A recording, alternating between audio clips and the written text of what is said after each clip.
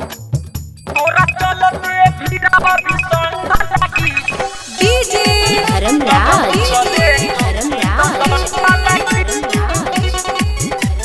गोपालगंज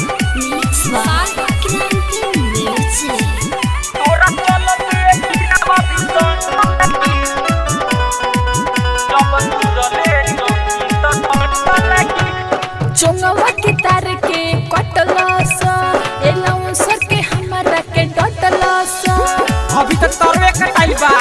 हर गोल फोफी चोंगवा के तार के कटलस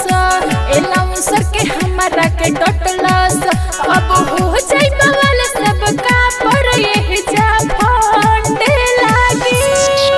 तोरा चलते भीड़ावा भीषण लगी जब तुरले चौकी तो दंड लगी तोरा चलते भीड़ावा भीषण लगी जब तुरले ह चौकी तो दंड लगी तोरा चलते भीड़ावा भीषण लगी जब तुरले चौकी तो डीजे दंड धर्मराज गोपालगंज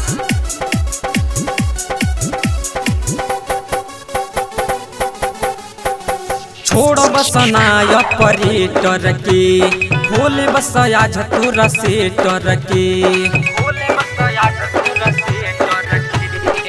बुझले छोड़ बसनाय ऑपरेटर के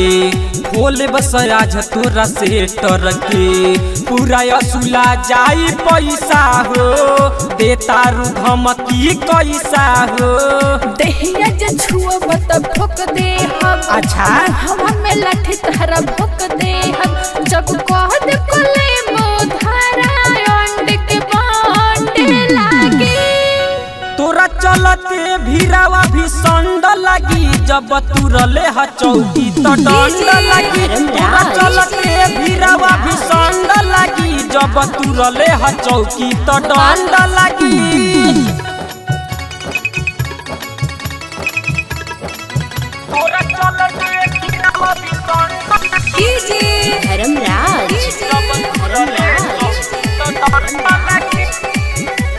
गोपालगंज